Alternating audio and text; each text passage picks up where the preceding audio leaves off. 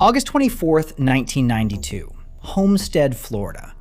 At around 5 in the morning, Hurricane Andrew made landfall on the South Florida coast, with sustained winds that would later be estimated at 165 miles per hour,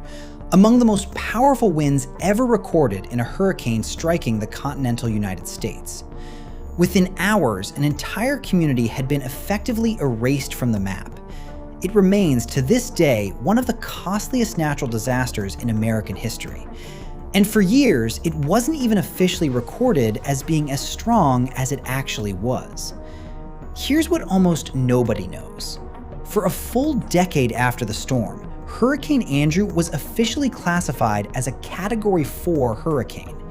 It wasn't until 2002, after a comprehensive reanalysis of the storm's wind data using improved scientific methods, that the National Hurricane Center formally upgraded Andrew to Category 5, the highest possible rating, confirming what South Florida's flattened landscape had already made brutally obvious 10 years earlier.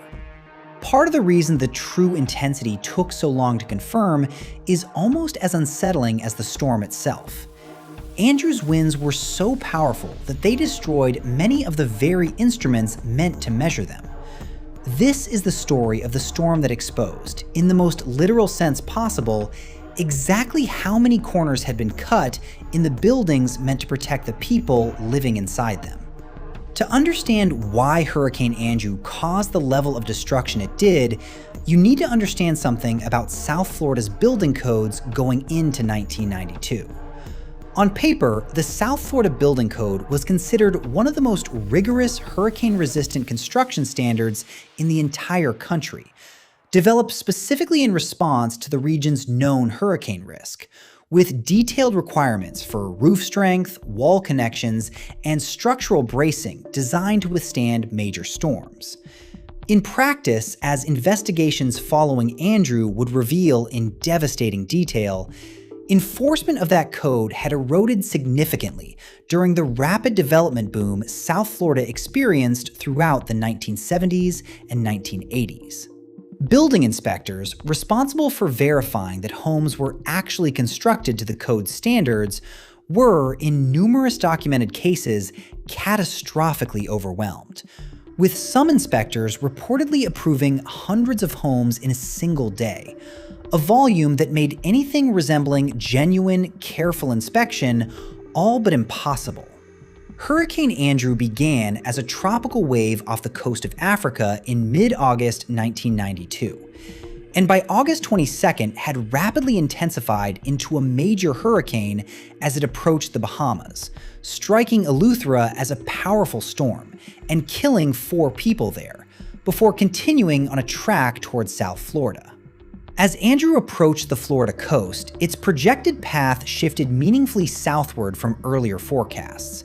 a shift that, while catastrophic for the communities directly in its revised path, likely spared downtown Miami and its dense, high-rise urban core from a direct hit that could plausibly have produced an even higher death toll and even greater economic damage than the storm ultimately caused.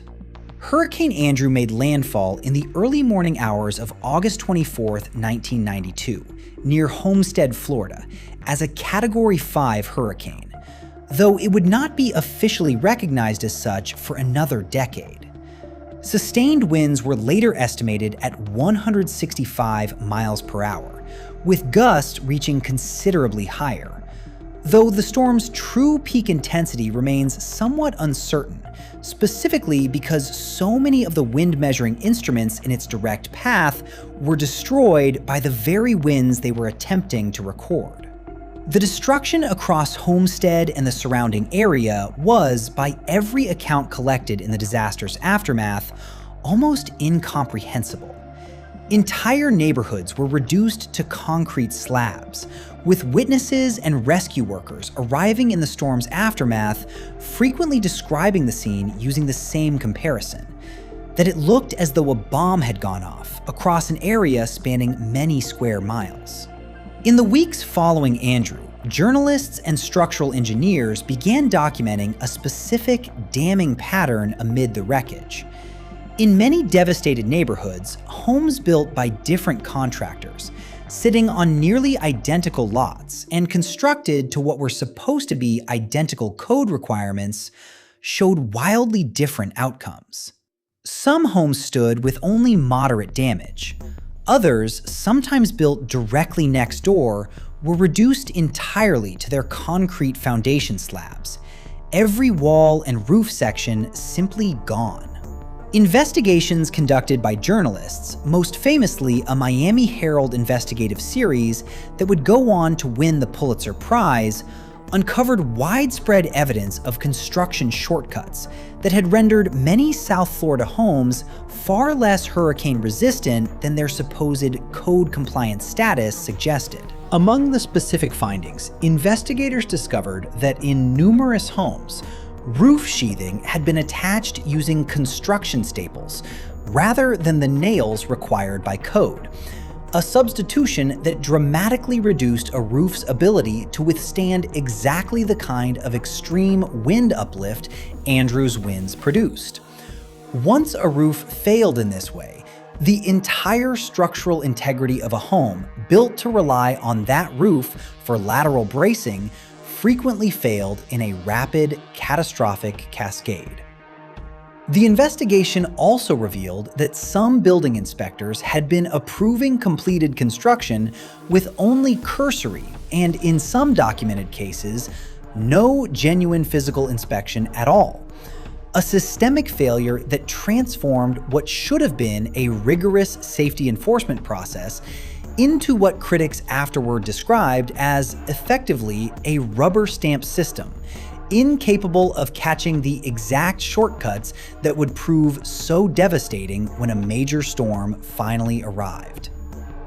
Among the disaster's specific casualties was Homestead Air Force Base, one of the most significant military installations in South Florida, which suffered damage severe enough that an estimated 85% of its structures were destroyed or rendered unusable. The base was, in the storm's immediate aftermath, so thoroughly devastated that its permanent closure was seriously considered by military officials, before it was ultimately rebuilt in a reduced capacity as Homestead Air Reserve Base in the years that followed. Among the many survivor accounts collected from Homestead and the surrounding communities, one stands out for how starkly it captures the specific terror of watching a supposedly hurricane-resistant home fail in real time. A family who had chosen to shelter in their home rather than evacuate, believing their house, built to the region's supposedly rigorous code, would hold, later described first hearing what sounded like an enormous, sustained roar building outside sometime in the pre-dawn darkness, a sound that continued intensifying for what felt like an unbearably long stretch of time, before the roof itself, without warning, simply lifted away from the walls beneath it. Family members described huddling together in an interior hallway, the one space they had specifically chosen as their shelter based on general storm safety guidance, as the rest of the structure around them progressively failed section by section, wind and debris tearing through spaces that just hours earlier had been fully enclosed rooms. They survived by remaining in that single interior space through the worst of the storm, emerging afterward into full daylight to find the majority of their home simply gone, the hallway itself one of the only recognizable sections still standing, amid a surrounding landscape reduced to splintered debris and stripped concrete slabs stretching in every direction. They later said the most disorienting part wasn't the fear during the storm itself, but the disorientation afterward. Stepping outside into a neighborhood they had lived in for years and being genuinely unable to determine, from the wreckage alone, exactly which pile of debris had belonged to which house. In the disaster's chaotic, immediate aftermath, The scale of federal and state emergency response proved, by nearly every account, badly inadequate to the scope of what had actually happened on the ground. Dade County's Director of Emergency Management, Kate Hale, became the voice of that frustration in a moment that would go on to become one of the most widely quoted lines in modern American disaster response history. At a press conference days after the storm, visibly exhausted and increasingly frustrated by the slow pace of outside assistance reaching survivors who had already gone days without adequate food, water, or shelter, Hale demanded to know, on live television, exactly where the promised federal assistance actually was, famously asking reporters and implicitly the entire federal government, "Where the hell is the cavalry on this one?"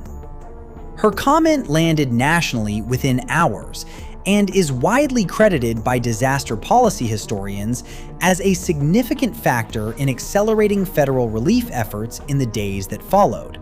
while also becoming one of the clearest, most quotable examples in modern American history of a local official publicly and bluntly calling out an inadequate federal disaster response in real time. A moment of institutional accountability that later influenced how FEMA itself would be restructured in the years following the storm. Hurricane Andrew's financial toll proved so severe that it fundamentally reshaped the American insurance industry. Total damage was estimated at approximately $27.3 billion in 1992 dollars, making Andrew, at the time, the costliest natural disaster in United States history, a record it would hold until Hurricane Katrina surpassed it 13 years later. The scale of insured losses proved so overwhelming that at least 11 insurance companies were driven into insolvency in the storm's aftermath, unable to cover the sheer volume of claims filed by South Florida homeowners. The crisis was severe enough that several major national insurers seriously considered withdrawing from the Florida homeowners insurance market entirely, a prospect significant enough that it prompted the state government to intervene directly, eventually establishing new regulatory structures, including a state-backed catastrophe fund and an insurer of last resort, specifically designed to keep homeowners insurance available and stable in a state now understood with dramatically renewed clarity to face genuine catastrophic hurricane risk. Emergency responders and National Guard troops who arrived in the disaster's first days are widely credited with conducting search and rescue operations across a debris field so extensive and disorienting that even locating individual homes within destroyed neighborhoods required careful, methodical grid searches, since normal street-level landmarks had, in many areas, been entirely erased by the storm. Volunteer organizers across South Florida, in the absence of adequate initial official response, are credited with rapidly self-organizing informal distribution networks for food, water, and building supplies in the disaster's earliest days, filling a gap that would later become a significant focus of criticism and reform aimed at the official emergency management system's initial response failures. Structural engineers who arrived to survey the damage in the weeks following the storm are credited with producing some of the most influential disaster-related research of the following decade. Their detailed documentation of exactly which construction methods failed and which held, becoming foundational evidence used to argue for the sweeping building code reforms that would follow. While the building code scandal focused heavily on conventionally constructed homes, mobile and manufactured housing across Andrew's path fared even more catastrophically. Nearly every mobile home located within the storm's most intense wind field was completely destroyed, a devastation rate so close to total that it became one of the clearest, starkest illustrations of exactly how vulnerable that specific housing type remained to major hurricane force winds, regardless of any tie-down or anchoring systems in place at the time. The disproportionate destruction of manufactured housing during Andrew became a significant factor in subsequent federal manufactured housing construction standards, which were substantially strengthened in the years following the storm, specifically in response to the scale of failure Andrew had exposed. Among the storm's more unusual casualties was Miami's Metro Zoo, which sat almost directly in Andrew's path and suffered catastrophic damage across nearly its entire grounds. Enclosures, aviaries, and support buildings across the facility were destroyed or severely compromised,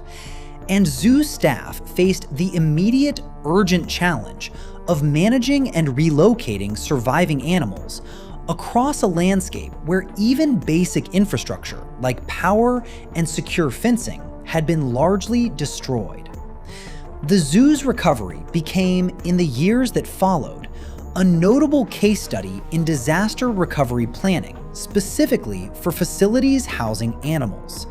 since many of the same infrastructure and structural vulnerabilities exposed at Metro Zoo mirrored broader patterns seen across the region's other severely damaged institutional buildings. When the full scope of Hurricane Andrew's destruction was finally tallied, the storm had killed 65 people total across its full path, including deaths in the Bahamas and Louisiana, in addition to Florida, with 26 direct deaths recorded in the United States. Over 63,500 homes were completely destroyed, with an additional 124,000 damaged. Figures that made Andrew, at the time, one of the largest residential disaster losses in American history. An estimated 1.2 million people had evacuated ahead of the storm's arrival, a genuinely large-scale, largely successful evacuation effort that stood in sharp contrast to the catastrophic building failures that awaited many of the structures those same residents had left behind. Kate Hale's blunt public frustration didn't fade quietly once the immediate crisis passed. In the years following Andrew, the Federal Emergency Management Agency underwent significant internal restructuring, driven substantially by the widespread bipartisan criticism of its slow, disorganized initial response to the disaster. Congressional hearings held in the storm's aftermath specifically examined the coordination failures between federal, state, and local emergency management systems that had left South Florida communities waiting days for basic supplies and support that officials had assured residents would arrive far sooner. These reforms, implemented gradually over the following years, aimed specifically at improving the speed and clarity of federal disaster response coordination, are widely cited by emergency management historians as directly traceable to the specific public accountability moment Hale's press conference created, a reminder that sometimes the most consequential policy change in disaster response history begins not with a formal report, but with an exhausted local official saying plainly and on camera exactly what everyone watching was already thinking. In direct response to the building failures Andrew exposed, Florida undertook a sweeping overhaul of its construction standards, culminating in the statewide Florida Building Code, implemented in 2002, widely regarded today as among the most stringent hurricane-resistant building codes in the entire country, incorporating lessons learned directly from the specific structural failures documented in Andrew's aftermath, including significantly strengthened requirements for roof attachment, impact-resistant windows in many coastal areas, and considerably more rigorous inspection protocols intended to prevent the kind of systemic enforcement collapse that had proven so catastrophic in 1992. The insurance industry's response to Andrew also permanently reshaped how the entire sector approaches catastrophic risk modeling nationwide, with the storm widely credited as a primary catalyst for the development of modern catastrophe modeling software, sophisticated tools insurers now use to estimate potential losses from major disasters well before they occur. An entire industry practice that emerged in large part because Andrew proved existing risk models had badly underestimated exactly how expensive a single major hurricane striking a developed area could actually become. Homestead itself rebuilt substantially in the years following the storm, though the community's growth and character were permanently altered by the disaster. Hurricane Andrew exposed something that would echo across American disaster history in the decades that followed: that a building code existing on paper offers no actual protection at all if the system responsible for enforcing it has quietly eroded long before the storm that finally tests it arrives. The wind that struck Homestead in August 1992 didn't just destroy houses. It revealed, in the most literal and physically undeniable way possible, exactly how much of what South Florida believed protected it had never actually been built the way everyone had assumed.